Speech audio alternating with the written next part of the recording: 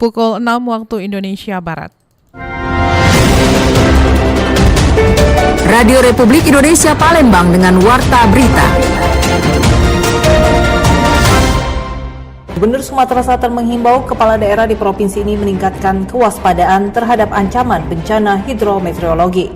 Terjaga normalisasi sungai berjalan kita ini, daerah aliran sungai juga rehabilitasinya terus kita jalankan.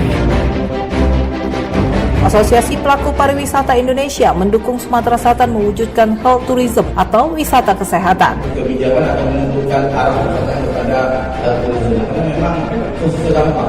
Health tourism itu ada 4 komponen penting, jadi selain dari medical tourism, wellness tourism, di situ juga ada.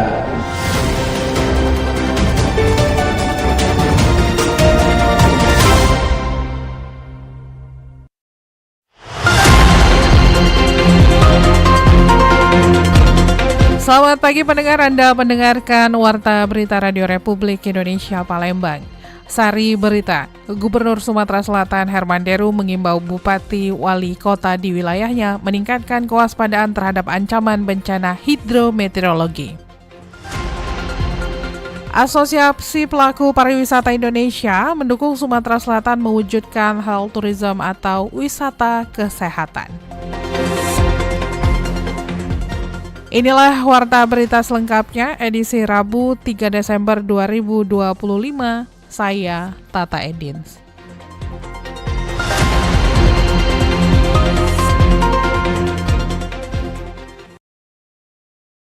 Pendengar, kami sampaikan berita pertama untuk Anda. Gubernur Sumatera Selatan Herman Deru mengimbau Bupati, Wali Kota di wilayahnya untuk meningkatkan kewaspadaan terhadap ancaman bencana hidrometeorologi.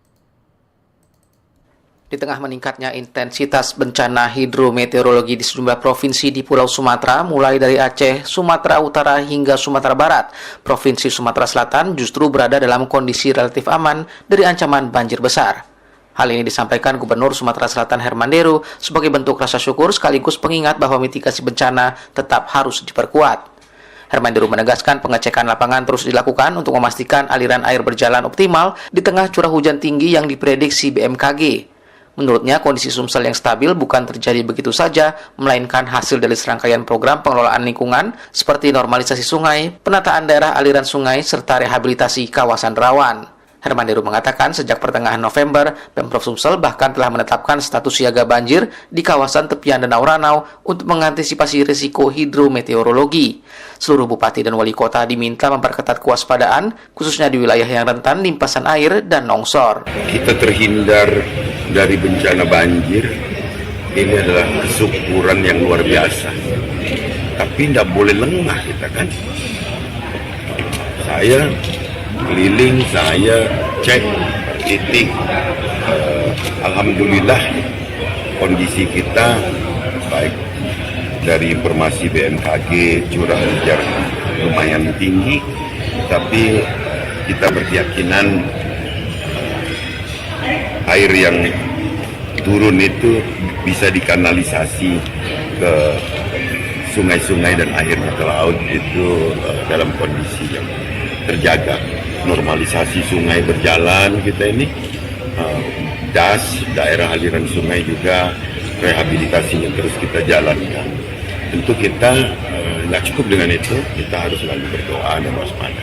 Selain fokus pada tata air, Sumsel juga memperkuat perlindungan kawasan pesisir melalui rehabilitasi mangrove. Dari potensi lebih dari 200.000 hektar, sekitar 43.000 hektar sudah berhasil dipulihkan dan kini menunjukkan pertumbuhan positif.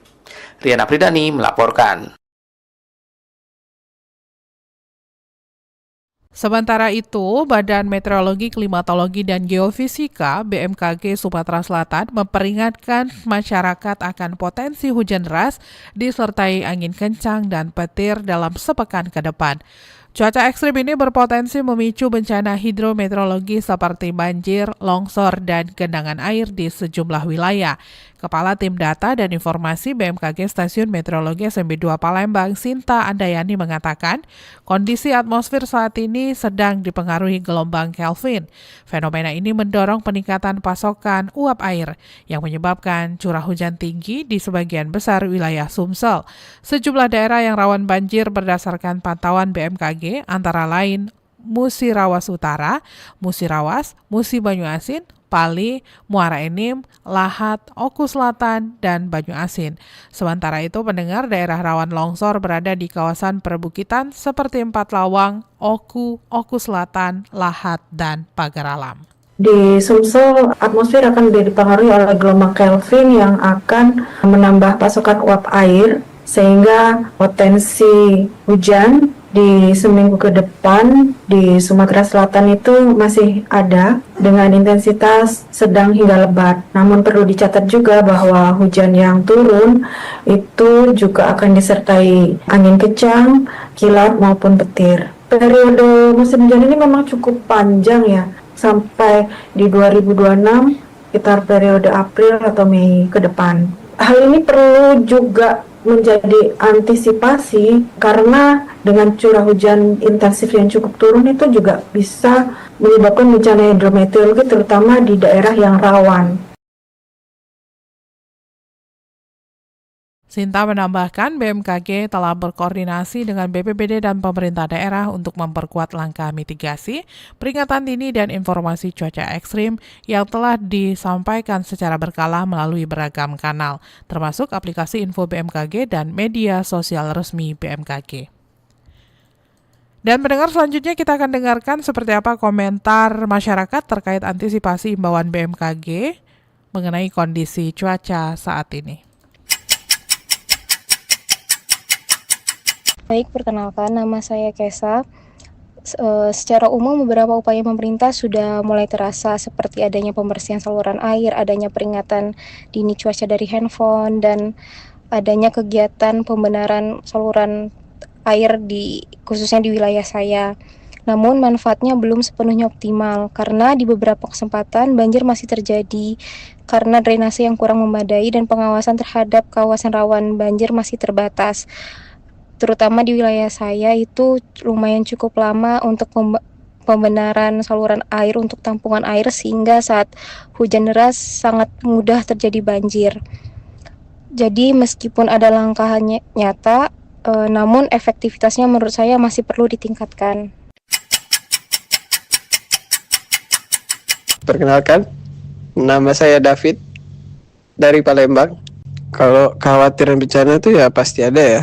Kan setiap wilayah tuh memang pasti ada suatu kemungkinan lah untuk bencana.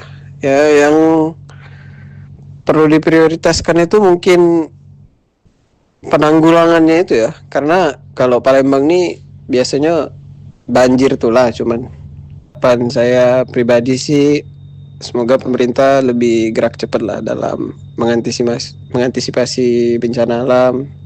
Semuanya itu kan pasti ada tanda-tandanya kan, seperti yang terjadi di daerah Sumatera ini kan ditandai dengan hujan deras yang tidak stop-stop. Itu artinya kan sudah ada tanda-tanda bahwa kemungkinan bencana akan terjadi. Harusnya pemerintah lebih bergerak cepat dan segera bersiap ataupun memperingatkan masyarakat bahwa kemungkinan bencana itu bisa terjadi sehingga masyarakat bisa bersiap-siap dan pemerintah juga bisa menanggulanginya dengan lebih baik lagi.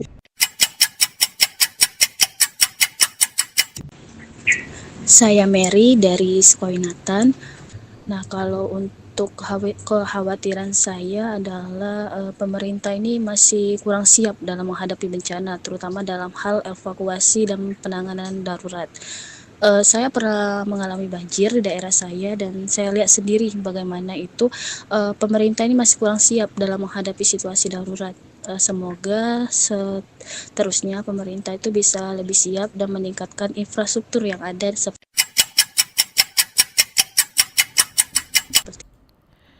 Selanjutnya kita akan dengarkan pendengar cuplikan wawancara reporter RRI Aditya Abrianto bersama Kabid Rehabilitasi BPBD Sumsel Ansori terkait dengan upaya pemerintah Provinsi Sumatera Selatan menghadapi ancaman bencana dan kerusakan lingkungan.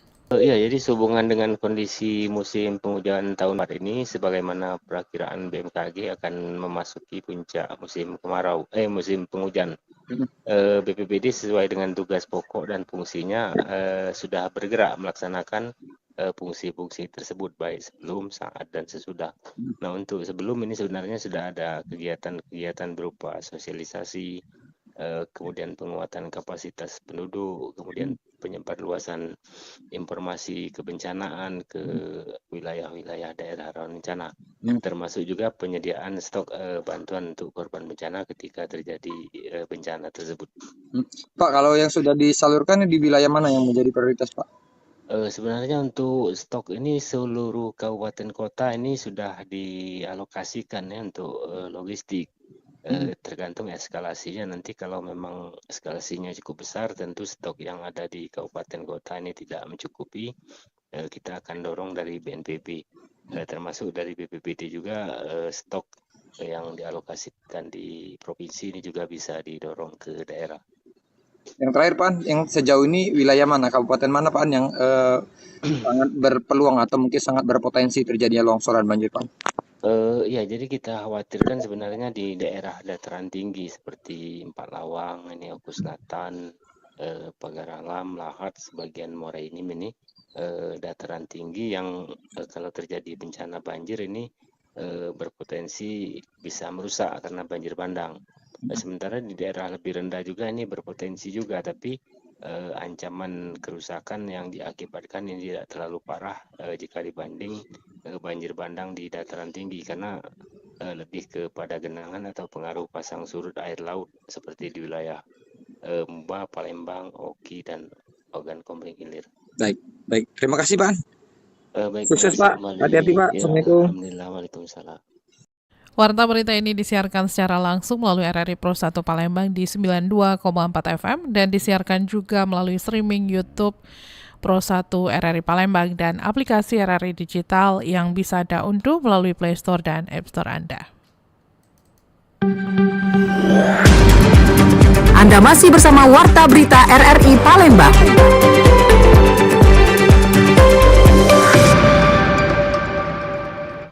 Pendengar Asosiasi Pelaku Pariwisata Indonesia mendukung Sumatera Selatan mewujudkan health tourism atau wisata kesehatan. Musyawarah Nasional Munas ke-6 Asosiasi Pelaku Pariwisata Indonesia ASPPI resmi dibuka di Palembang, Selasa 2 Desember 2025. Kegiatan berlangsung hingga 4 Desember dan dihadiri perwakilan dari 22 provinsi di seluruh Indonesia. Ketua Umum ASPPI Agus Palepi menegaskan tema Munas kali ini mencerminkan semangat bersama untuk memajukan pariwisata nasional. Menurutnya, pariwisata Indonesia bukan hanya milik pemerintah, tetapi menjadi tanggung jawab semua. Setiap pelaku industri memiliki peran penting dalam memajukan destinasi Nusantara. Agus juga menyoroti arah perkembangan wellness tourism dan health tourism di Sumatera Selatan yang selaras dengan program Kementerian Pariwisata. Untuk itu, ASPPI sangat mendukung Sumatera Selatan mewujudkan health tourism atau wisata kesehatan di wilayah ini. Pemerintah mengambil kebijakan atau menentukan arah wisata kepada health tourism karena memang susah gampang. Health tourism itu ada 4 komponen penting teman-teman. Jadi selain dari medical tourism, wellness tourism, di situ juga ada MICE yang berkaitan dengan kegiatan-kegiatan kesehatan. Dan yang terakhir ada event-event kesehatan. Gitu. Kami rasa dengan fasilitas yang dimiliki oleh Sumatera Selatan, khususnya Kota Palembang, tujuan atau cita-cita untuk mewujudkan Sumatera Selatan umumnya atau Kota Palembang khususnya menjadi destinasi tourism, mudah-mudahan bisa dimudahkan dan segera tercapai. Mewakili Gubernur Sumatera Selatan, Asisten 1 Bidang Pemerintahan dan Kesejahteraan Rakyat Kesra Apriyadi menegaskan Sumatera Selatan tengah mempersiapkan diri menjadi destinasi wisata kesehatan mulai tahun 2026 mendatang. Berbagai fasilitas rumah sakit, tenaga medis, hingga jalur penerbangan internasional yang kini telah beroperasi kembali dinilai akan memperkuat posisi Sumsel sebagai tujuan wisata kesehatan. 2025. Tentu kegiatan ini kami dan jajaran pemerintah Provinsi Sumatera Selatan sangat menyambut baik kegiatan ini. Apalagi yang berkumpul di sini adalah para pelaku usaha atau para pengusaha sektor pariwisata atau menurut saya layak disebut adalah pejuang devisa bagi daerahnya masing-masing. Sekali lagi selamat datang di Provinsi Sumatera Selatan, terkhususnya di Kota Palembang. Selain itu, Apriyadi juga menambahkan pembangunan tol Trans Sumatera yang ditargetkan terkoneksi penuh pada 2026 juga diyakini akan meningkatkan arus wisatawan domestik. RRI Palembang, Nova Ariana melaporkan terus mengudara untuk Indonesia.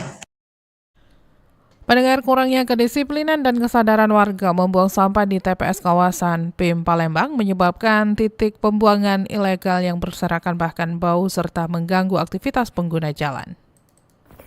Tempat pembuangan sampah Jalan Letkol Iskandar Palembang di kawasan Rumah Susun 26 Ilir, tidak jauh dari PIM Palembang, menjadi salah satu titik pembuangan sampah dengan volume tinggi setiap hari. Tumpukan sampah ini berasal dari sisa rumah tangga warga sekitar, pedagang angkringan dan pecel lele yang menyebabkan tumpukan sampah terutama pada jam-jam tertentu. Petugas kebersihan yang sedang mengangkut sampah, Marta, mengatakan pengangkutan sampah dilakukan 2 kali sehari pada pagi dan sore hari. Sementara di tempat pembuangan akhir atau TPA mengalami overload dan kendala eskavator sehingga menyebabkan keterlambatan pengangkutan sampah dan menumpuk serta berserakan ke jalan. Selain keterlambatan pengangkutan, persoalan lain yang kerap muncul adalah kebiasaan sebagian warga yang membuang sampah tidak pada tempatnya. Dengan melemparkan begitu saja di depan TPS menyebabkan kotor dan bau menyengat. Supaya dia lebih tertib lah, kalau buang tuh jangan sampai di luar bak sampah inilah, masukkan ke dalam bak lah. Mengganggu aktivitas jalan paling tidak kalau dia sudah. Iya betul. Mana ada orang jualan es segala macam. Ini aja sudah cukup TPS-nya. Sudah cukup. Cuma ini minta keinian warga baiklah istilahnya, yang buang itu. Dia kan sering melempar. Marta menambahkan kedisiplinan warga saat membuang sampah mempengaruhi kebersihan kawasan tersebut, terutama karena TPS berada di pinggir jalan dan dilalui warga. Harapannya masyarakat ikut membantu petugas dengan menjaga kedisiplinan sehingga kondisi TPS lebih tertata dan tidak mengganggu warga sekitar maupun pengguna jalan. Alvina Damayanti melaporkan.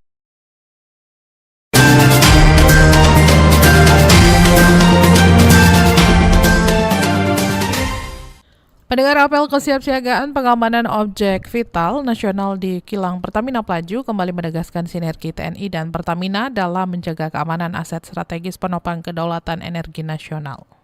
Sinergi antara TNI dan Pertamina kembali ditegaskan melalui apel kesiapsiagaan pengamanan objek vital nasional yang berlangsung di kawasan kilang Pertamina Internasional Pelaju Palembang. Apel gabungan ini menjadi bentuk komitmen bersama dalam menjaga fasilitas strategis yang menjadi bagian penting dari kedaulatan energi nasional. Suasana apel berlangsung tertib dan penuh kedisiplinan, menandai keseriusan seluruh unsur dalam memperkuat sistem keamanan energi Indonesia. Ratusan personil TNI Angkatan Darat, Angkatan Laut, dan Angkatan Udara diterjunkan dengan dukungan alutsista dan peralatan taktis termasuk unit pemadam milik Pertamina. Kehadiran pimpinan TNI, pemerintah daerah, dan jajaran manajemen Pertamina menunjukkan semakin kokohnya kerjasama lintas sektor, pengamanan kilang, terminal bahan bakar, serta fasilitas operasi lain yang berstatus OPIPNAS strategis menjadi fokus utama dalam kegiatan tersebut. Pangdam 2 Sriwijaya Mayor Jenderal TNI Ujang Darwis menegaskan, apel ini merupakan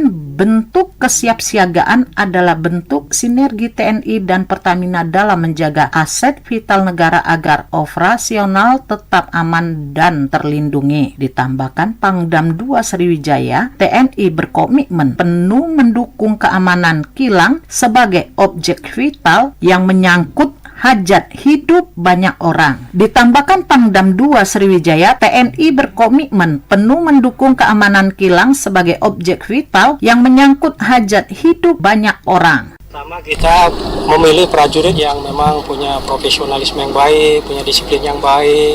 Kemudian kita bekali dengan SOP yang berlaku di kita sendiri, termasuk juga nanti ada pembekalan dari Pertamina. Kemudian juga kita laksanakan sering briefing bersama sehingga yakin, termasuk juga perlengkapannya. Kita cek ya, baik itu perlengkapan perorangan, perlengkapan satuan. Kita yakin bahwa prajurit yang kita berikan bantuan kepada PT Pertamina siap melaksanakan tugas dengan maksimal. Apel kesiapsiagaan juga menjadi momentum untuk mengevaluasi kelengkapan personil dan sarana, mulai dari pemilihan prajurit terbaik, pengecekan SOP pengamanan, hingga briefing bersama antara TNI dan Pertamina. Pendekatan humanis kepada masyarakat sekitar turut ditekankan, mengingat pengamanan OPIDNAS tidak hanya soal kekuatan fisik, tetapi juga bagaimana membangun kepercayaan publik terhadap upaya menjaga keamanan energi nasional. Kilang Pertamina Pelaju yang berdiri di atas area lebih dari 400 hektar dan melibatkan lebih dari 900 pekerja menjadi salah satu tulang punggung pasokan energi nasional. Sementara itu, Direktur Operasional PT KPI Pelaju, Didik Bahagia, menyampaikan pentingnya soliditas seluruh unsur dalam menjaga kelancaran pasokan. Operasi kilang dapat berjalan optimal bila seluruh unsur keamanan bergerak dalam satu visi. Komitmen yang sangat jelas dari Pak Panglima, Pangdam 2 Sriwijaya untuk mengamankan objek vital nasional. Saya kira Pertamina, khususnya Pertamina RU 3 Pelaju, tidak hanya profesionalisme di operasional kilang, tetapi juga kami menyadari bahwa pengamanan objek vital merupakan tanggung jawab bersama. Ditambahkan Didik, dengan adanya dukungan TNI menjadi bagian penting menjaga kelancaran pasokan energi bagi masyarakat. Semangat memperkuat kekompakan antara TNI dan Pertamina dalam apel tersebut menjadi pondasi penting bagi keamanan energi nasional. Kolaborasi yang terbangun diharapkan semakin mengkokohkan perlindungan terhadap aset negara sekaligus memastikan distribusi energi tetap berjalan aman, lancar, dan terpercaya bagi seluruh masyarakat Indonesia. Lamsi Harsiltonga melaporkan. Pendengar, Taman Kanak-kanak Nurul Huda menerima papan interaktif digital sebagai program digitalisasi pembelajaran Kemendikdasmen. Distribusi Smart TV sebagai papan interaktif digital untuk program digitalisasi pembelajaran Kemendikdasmen masih berlangsung di beberapa sekolah, termasuk Taman Kanak-kanak TK di Kota Palembang. Salah satu sekolah yang menjadi pantauan RRI, TK Nurul Huda, Kalidoni, Palembang. Sebuah Smart TV berukuran 75 inci telah sampai di sekolah pada Sabtu 29 November 2025. Kepala Sekolah TK Nurul Huda, Wahida, mengatakan siswanya menyambut dengan antusias uji coba perdana Smart TV ini pada Senin pagi di koridor sekolah. Para guru dan operator sekolah sebelumnya telah memahami penggunaan pengoperasiannya melalui buku panduan yang tersedia bersama Smart TV tersebut. Setelah uji coba perdana ini, setiap kelas dapat bergiliran menggunakan Smart TV untuk menunjang kegiatan pembelajaran. Sekolah juga akan mengadakan pertemuan guru dan operator untuk berdiskusi kembali terkait materi dan konten yang tersedia di Smart TV tersebut. Menurut Wahidah, pihaknya saat ini masih menunggu arahan dari Dinas Pendidikan terkait sosialisasi atau pelatihan lainnya. Kliknya kan mudah, kalau pakai Infocus kan kita kan repot. Terus nanti setelah itu ya terserahkan kepada guru, terserah. Bisa guru untuk mewarnai, untuk puzzle, guru-guru kan terserah, nanti serahkan ke guru. Kalau jam pelajaran silakan guru membuat perencanaannya nanti untuk dipakai di kelas. Nah, ini manfaatnya bagus. Salah satu guru TK Nurul Huda, Juwairiyah, mengapresiasi bantuan Smart TV dari pemerintah.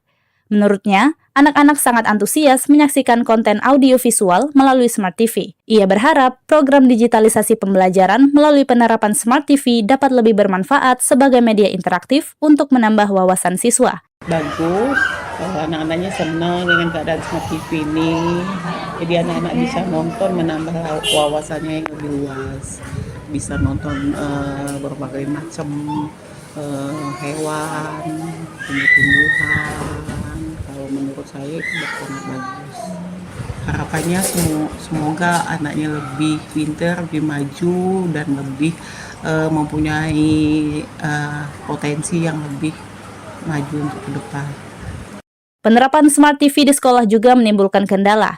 Menurut Kepala Sekolah TK Nurul Huda Wahidah, sekolahnya ini belum memiliki jaringan internet. Dengan adanya Smart TV, maka pihaknya akan mempertimbangkan internet untuk anggaran tahun depan dari dana bantuan operasional sekolah Dana BOS. Divi Oktavani melaporkan.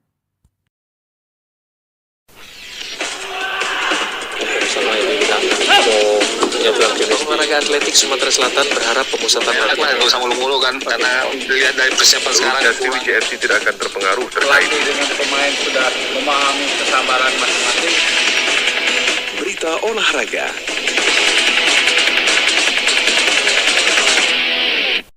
Pendengar, Sriwijaya FC dijadwalkan berlatih di Jakarta selama jeda kompetisi Pegadaian Championship Liga 2. Manajemen Sriwijaya FC menyiapkan program pemusatan latihan atau TC di Jakarta pada jeda kompetisi Desember 2025.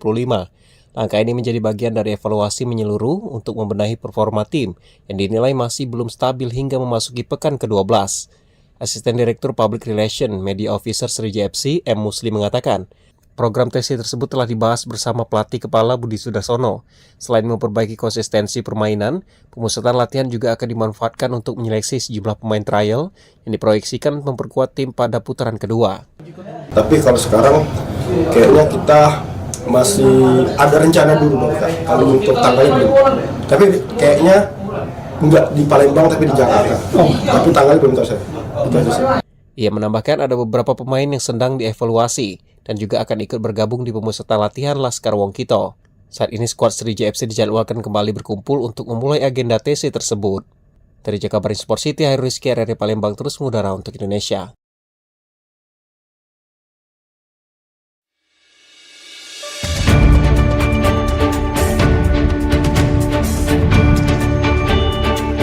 Sekian warta berita produksi Radio Republik Indonesia Palembang. Sebelum berpisah kami sampaikan kembali pokok-pokok berita.